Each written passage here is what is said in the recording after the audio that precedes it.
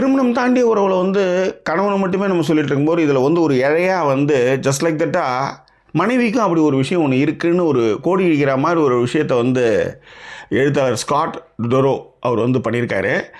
உண்மையிலே அதாவது அது முடிஞ்சதுக்கப்புறம் அதை வந்து சொன்னதுக்கப்புறம் வந்து பொண்டாட்டிக்கிட்ட கேட்குற இடங்கள்லாம் இருக்குல்ல, அன்றைக்கினும் நீ வந்து துருவி அந்த ஃபீல் எப்படி இருந்தது அப்படின்னு சொல்லி இப்போ நான் கேட்டால் உனக்கு எப்படி இருக்கும் அப்படின்ற மாதிரி கேட்குற இடங்கள்லாம் ரொம்ப நல்லாவே இருந்தது.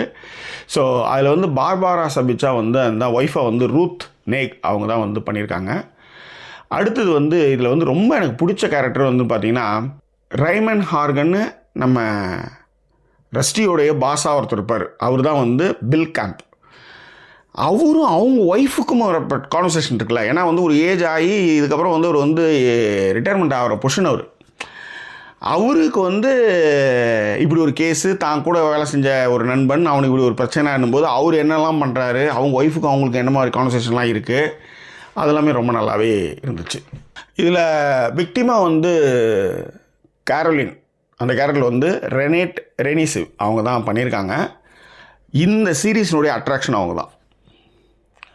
அப்படி ஒரு அற்புதமான முக அமைப்பு, உடம்பு. ஏன்னா நீங்கள் எப்பயுமே ஒரு அதாவது யாரை சுற்றி கதை போகுதோ அந்த கேரக்டர் வந்து நீங்கள் சரியாக தேர்ந்தெடுத்தீங்கன்னா சக்ஸஸ்ன்னு சொல்லுவாங்க. அந்த மாதிரி அந்த கேரக்டர் வந்து ரொம்ப அழகாக பண்ணியிருந்தாங்க, சூப்பராக நடிச்சிருந்தாங்க.